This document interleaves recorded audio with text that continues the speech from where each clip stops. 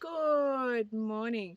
I've got one more herb to plant down in my herb garden, and it's borage. It's one of my favourite herbs, notoriously hard to propagate.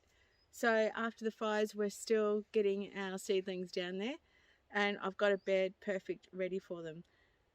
Now, basically what we do is let borage go wherever it wants to. So it self-seeds. We let the mother plants to self-seed, and wherever they want to grow, that's fine. That's cool. Wherever you want to come up, you come up.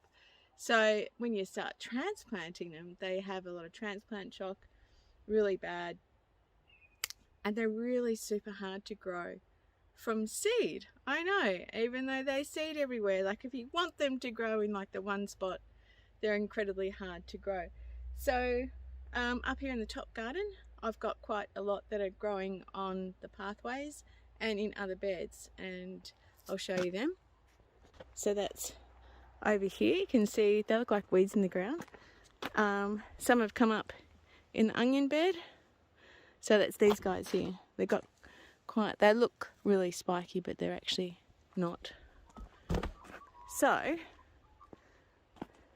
a whole heap of borage down here. So I am going to dig them out and attempt a transplant.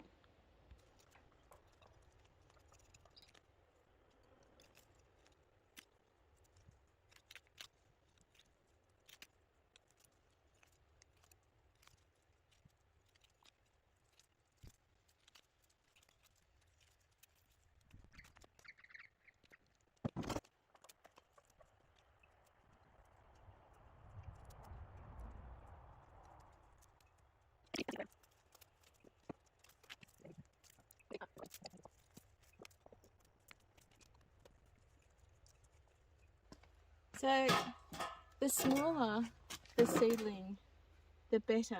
This is pretty big. I'm not too sure how that one's going to go. I'm going to give it a whirl. But the ideal size is probably about that big. It's the transplant shock that you worry about.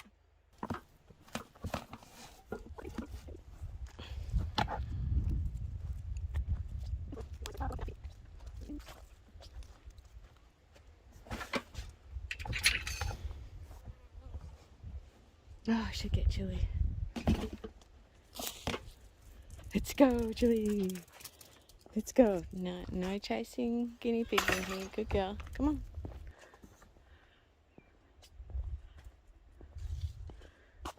Chilli, come on. No chasing anybody. Come on. Had a lot of fox activity around lately.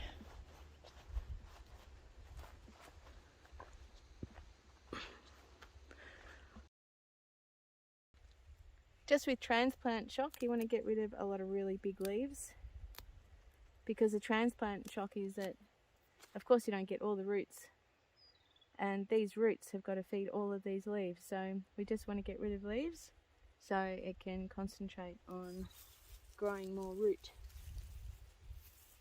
It doesn't matter if a couple of the top leaves die off, and we'll just lay their leaves there because that will be all compost. Now, I'm hoping I'm going to spread them out because I lost count. Anyway, get the big guys in first.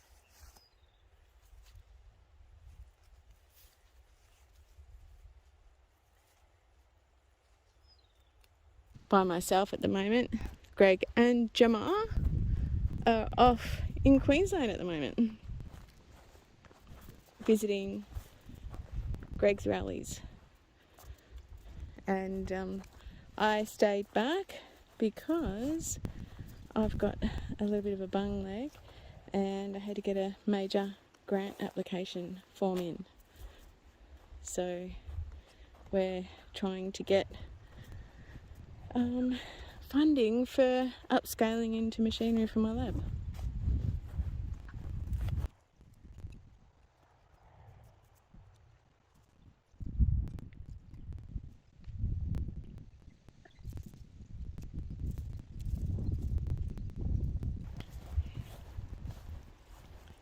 Chilli, come on.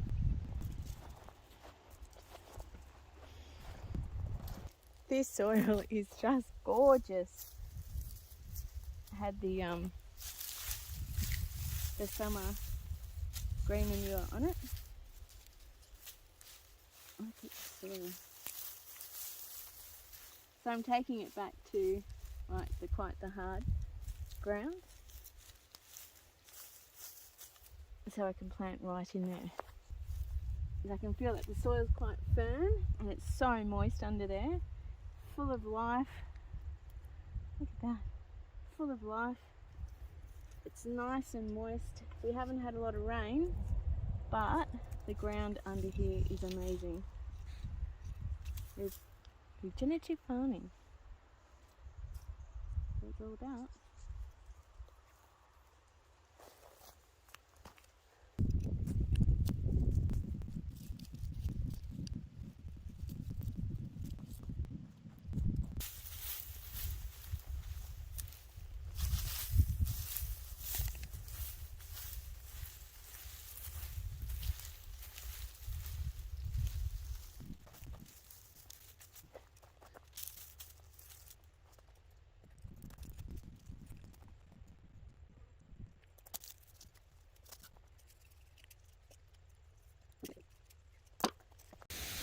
So being self-sufficient also means being self-reliant with our water. Look at the water pressure here. That's all gravity fed.